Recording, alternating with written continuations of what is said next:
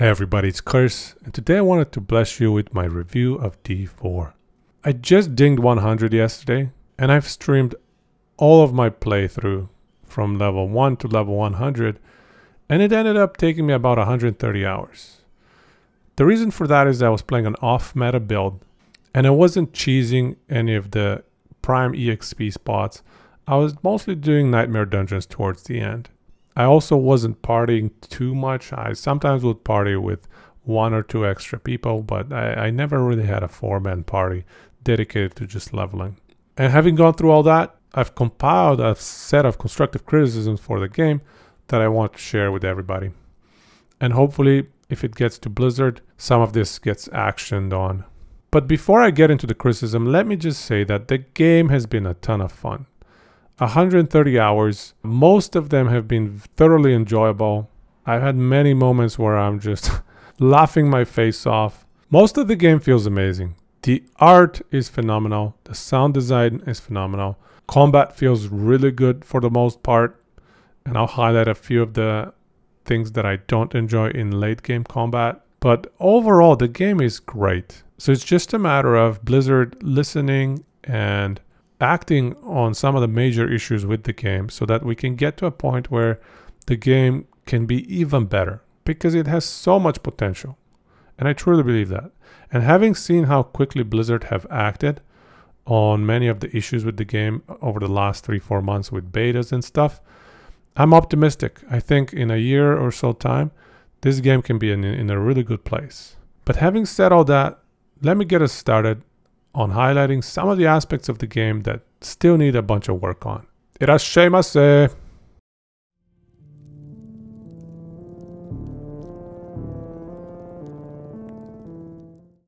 I'm going to structure my feedback in a few different categories. First one is going to be quality of life improvements that are pretty much must-have and should be highly prioritized ASAP. So that will be one category.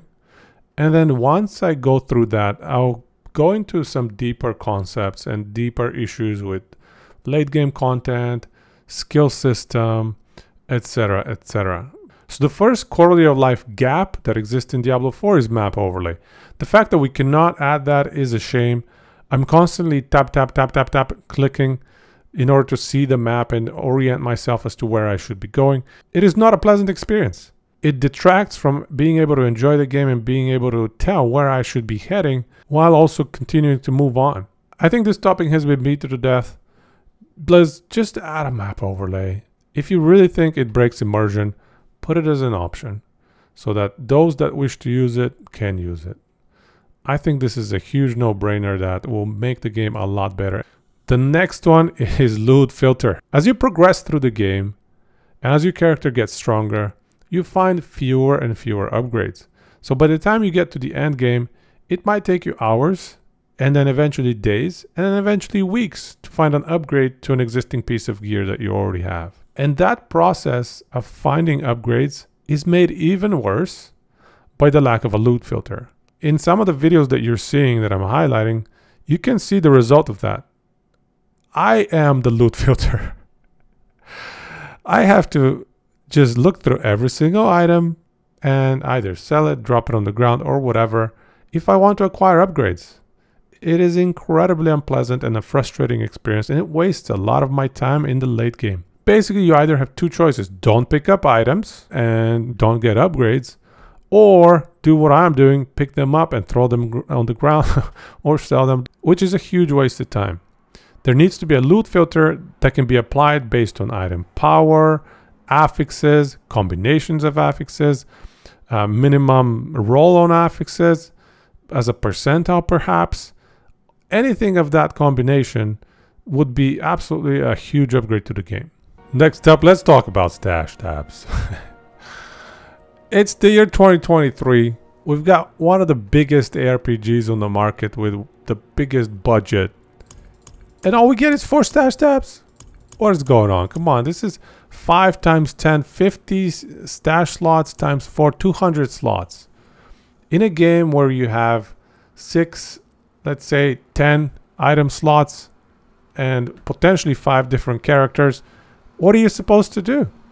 There are also miscellaneous things like keys, and potions and aspects and sigils.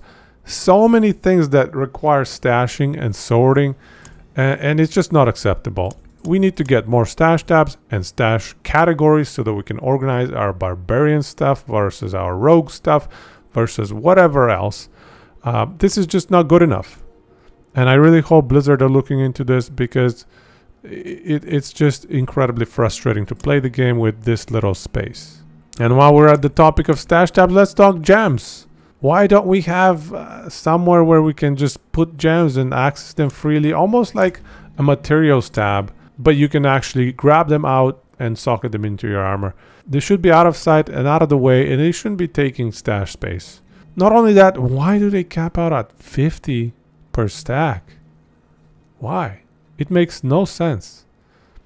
It's just as easy to make the cap way higher so that at least they don't take as much space if you happen to have more than a 50 stack. To me, those are bad design choices that frustrate the player, and hopefully they get fixed. Same with sigils. You don't have nearly enough space to store and look through all of your sigils. I'm throwing away sigils all the time, and it doesn't feel good. I think we need a better system to organize and to stash somewhere our sigils. Not to mention that sorting sigils sorts them in some weird tier-based way.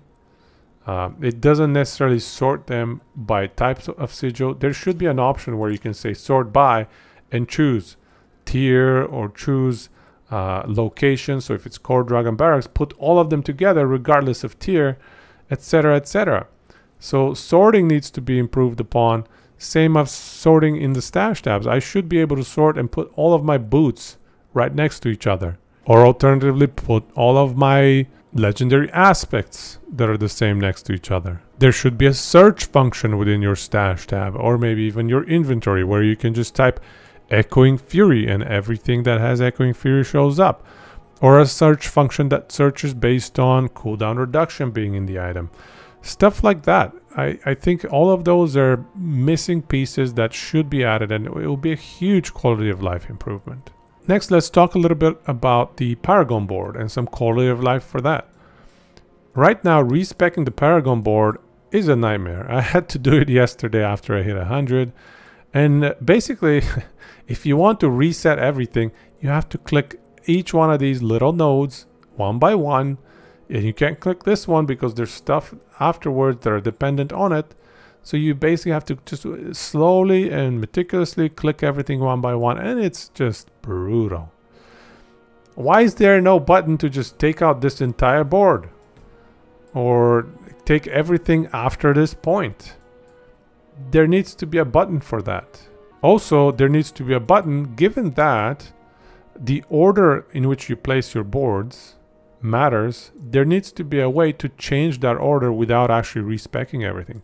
So for example, you can see that this final board here is dependent on this, which is dependent on this, which is dependent on that. So there's a chain there. But on this side, this board is only dependent on this one in the middle. So basically, I could choose to have this board come before this one, or this board being first, and then this second, third, fourth. And the order of those placements matters. As these boards are already placed, I should be able to define that. And when I say it matters, I mean that the willpower requirement, for example, for this rare node, is a function of in what order this Paragon board was placed relative to the other Paragon boards. So if it's placed third, this might be 440. But this one, having been placed second, you can see the numbers are slightly lower, 340, 340. So you can see that I purposefully placed this one second and this one third. At the end of the day, I'm not changing the actual points and the allocation of them. I just want to change the order of the Paragon boards and how they're placed. So I should be able to do that without actually having to respec every single point up to, let's say, here. So please add that. And given that you need to place over 200 points to complete your Paragon board, there needs to be a save build button, because it takes so long to just spec every single point and get to the build that you want. If tomorrow you want to try something new, it is just too silly, too time consuming. There needs to be a save build button for both the skill tree and the Paragon tree. And finally, another huge quality of life improvement that I would like to see is a button to tell your pets who to attack or where to attack. This has existed in many other ARPGs in the past already, so there is no reason for Diablo not to have it. Not being able to control your minions is super awkward. Even as a Barb, when you summon your Call of the Ancients, they tend to attack just some random stuff. It would be a huge quality of life improvement for pet build enjoyers to be able to do that. Please add that. It would be phenomenal. Let's also touch a little bit on the Renown system. I think overall it has a lot of positives to it, but tying player power and hero power to the Renown system, I don't think it feels as good. I feel like I must get my Renown 5 in order to get my +4 Paragon points. And quite frankly, getting Renown 5 is a bit of a slog. It's not that fun. I would love it if these 4 Paragon points were moved maybe over here. And so that way we're not tying power to the last tier Renown. I think that would be a lot better. Making the last tier be maybe you unlock a cosmetic or you get max oboes. I think that's fine. But just as it is right now, getting tier 4 and tier 5 Renown was not that fun for me. And again, that's something that I don't look forward to doing in another season. Next, let's move away from the quality of life stuff and get into more of the deeper issues with the game. So starting off with the skill system. Recently on Reddit, there was a post that tracked some of the top players in the game that were the first to reach 100, first to get over level 90. And so basically grinding endgame, and it tracked the skills that they were using for each class. So here, for example, we got the top 593 Barbs that were tracked and which skills they were using. And then we have Druid, Necro, Rogue, and Sorc. And just a quick glance at this, it's incredibly easy to notice that there are some glaring issues with the balance and the skill system in the game. Take a look at Barb, for example. Running triple shout is absolutely mandatory for every single Barb, primarily because of 2 rings that make triple shout incredibly strong and almost 100% uptime, or maybe even 100% uptime. And having a 100% uptime on Unstoppable from Rallying Cry, basically double Fury gen. On top of that, having 50 to 60% damage reduction from Challenging Shout, extra damage, and almost permanent Berserking from Warcry. I mean, the list goes on, and that's just those 3 skills. Then you get into the actual damage ability that Barbs are using, and it's predominantly Whirlwind. And you have to keep in mind that at this point, some players had already hit 100 and had started experimenting away from Whirlwind. Most players, even higher than 84%, I would argue, reached level 100 by using Whirlwind and Lunging Strike in combination. And then you can obviously see that the 6th skill on basically every single Barb's skill tree was rather the Berserker. You can tell what 90% of Barbs were running just by looking at this table. That is an incredibly dire state of balance, and Blizzard need to act ASAP. Whether it's nerfs, whether it's buffs, that has to be the first thing. But those nerfs and buffs won't be enough. There needs to be a deeper dive into the actual skill system, and they need to reassess some of the fundamental design choices made around it. To start off, the system is incredibly simple. There is very limited choice. If you're going Hoda, for example, you pretty much have to get the extra bonus here, and then you have 1 of 2 choices. Whenever you have 1 out of 2 choices, that is rarely a choice. One of these is pretty much always going to be better than the other, especially if one of them entails a huge multiplicative damage bonus, like in the case of Hoda here, Furious Hoda. So the game needs to integrate a lot more decision making into it. I don't know how that can happen, but this current skill tree design just does not result in deep decision making and choice making. Furthermore, if you look at the basic skills, this one really perplexes me. The basic skills generate fury, and because of that, they tend to have way lower damage than your core skills. And so it seems to be by design, their primary purpose is to generate fury, not necessarily to deal damage, with the exception of Lunging Strike, which also provides huge utility in the form of mobility. But then you look at what you get by investing more points into these basic skills, and it's always just extra damage. You can see I can put more points in here, and every point gives me 2% more damage. If the primary purpose of these skills is to generate fury, extra points into them should be giving you more fury. It's that simple. If the primary purpose of them is to deal damage, then yeah, sure, more points should be giving more damage as well. But the fact that more points give you more damage is incredibly ridiculous.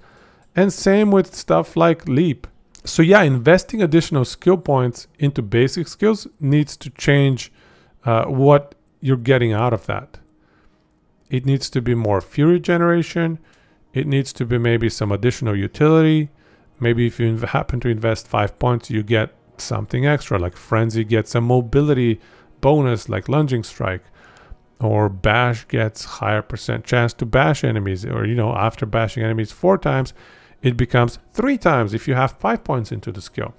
Stuff like that. I think that's where we need to add a little bit more depth into investing into skills beyond just 1 point. The only other variable that changes with certain skills being invested into is cooldown. And you can see that for Ground Stomp and for Leap and for these weapon mastery skills, the cooldown goes lower with additional points being invested in there.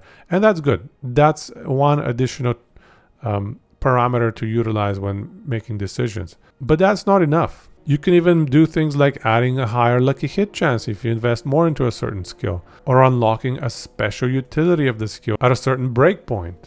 Anything to make it more exciting than just 10% more damage. Then on top of that, if you look at the ultimate skills, any ultimate skill that deals actual damage, flat damage, like Iron Maelstrom, doesn't scale into the late game. In the late game, you can put additional points into Hoda, get it up to 5 out of 5, get +4 more points from your gloves, and so make it 9 out of 5, and that pretty much doubles the damage of Hoda almost. In the meanwhile, Iron Maelstrom has no scalability, because you can only ever put 1 point into it. So there needs to be further thought and further design decisions around ultimates that actually deal damage. Adding some way in which you can make them scale into the late game would make them a lot more feasible to be used. The damage numbers are just too low, and they get lower and lower as you get into the late game relative to other skills. And now to quickly talk about the Paragon skill tree.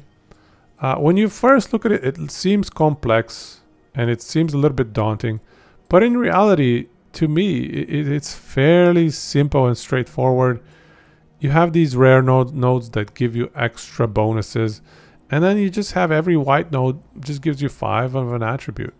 Nothing really exciting. And it's just a bit of a mathematical traversal problem as to how you can hit all the rare nodes and all the unique nodes that you care about, while also acquiring the glyphs and putting enough of the dexterity or whatever stat that makes them stronger.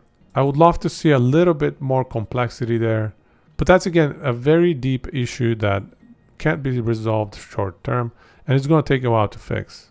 And now let's talk a little bit about the leveling progression and the endgame systems. More specifically, I'm going to focus on leveling from 50 to 100, so world tier 3 and 4. And I have to say I had a ton of fun going from level 50 to level 80, trying out the Tree of Whispers, trying to be as efficient as possible when doing dungeons that can both hit the Tree of Whispers as well as unlock some sort of aspect for me, or maybe even complete a quest. Yeah, we called it a treble when you could do that. That felt great. But as I got higher level, I found myself doing less and less of the Tree of Whispers and more focusing on other activities.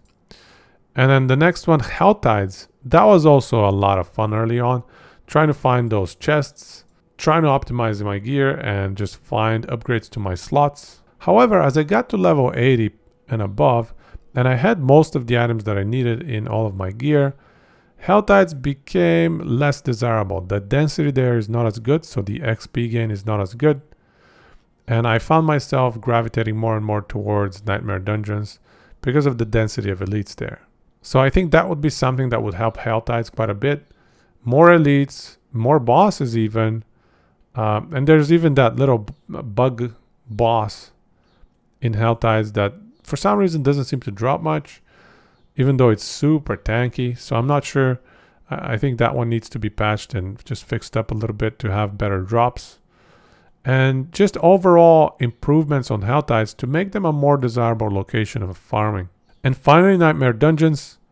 I spent the most time in them, and I can tell you there are a few just major issues with them. The first one is when you activate a sigil, you actually have to walk on your horse all the way to that Nightmare Dungeon. How does that make sense? I don't know.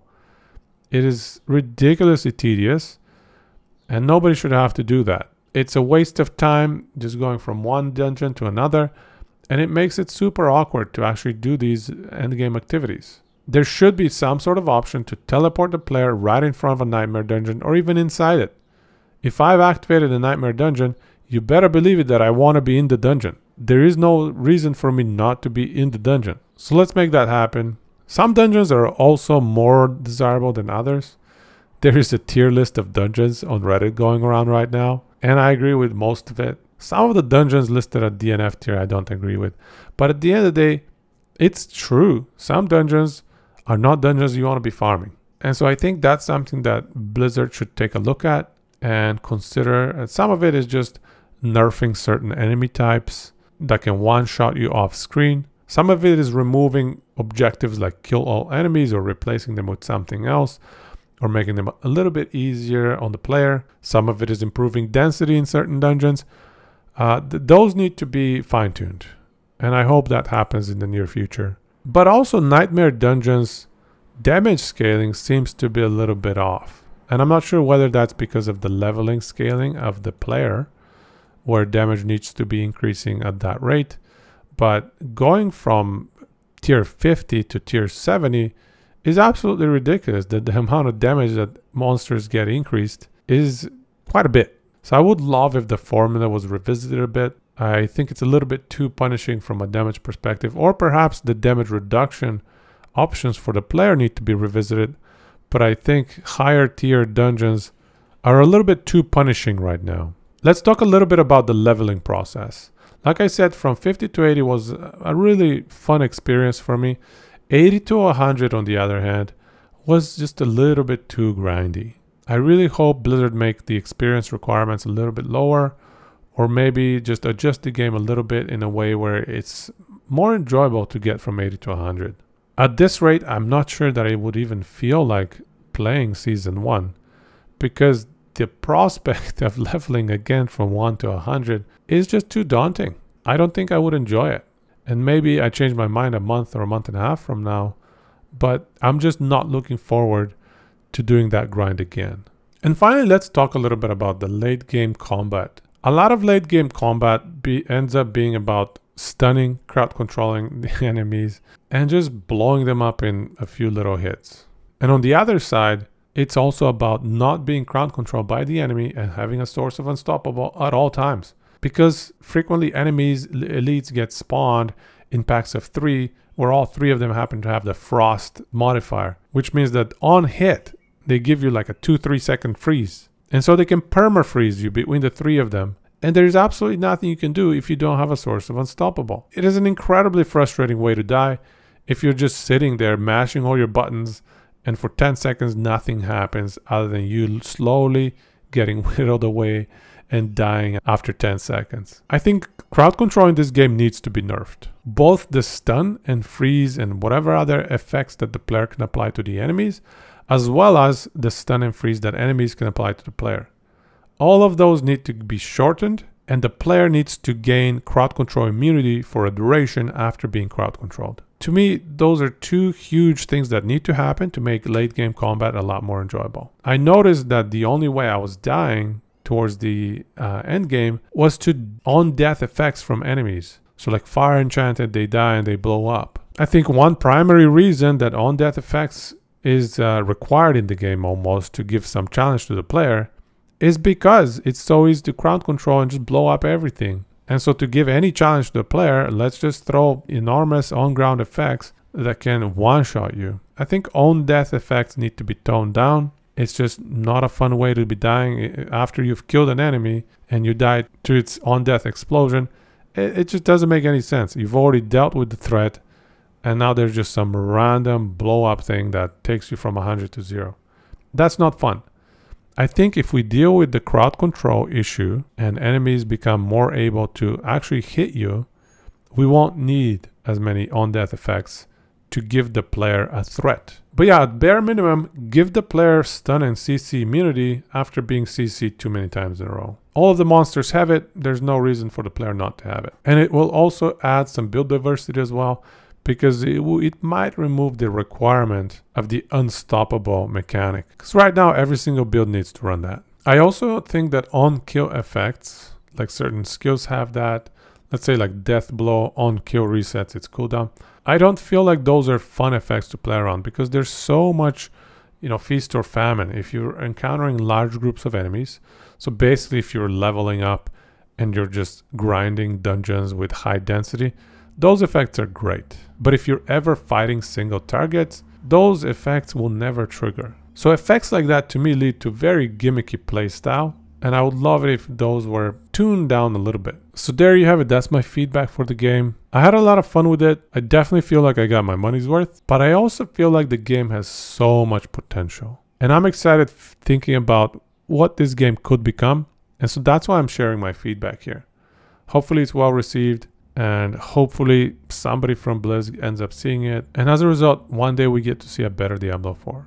If you enjoyed this video, or if you want to watch me test out and stream fun and quirky builds, like, subscribe, check me out on Twitch. Otherwise, take it easy, and gochiso sama deshita.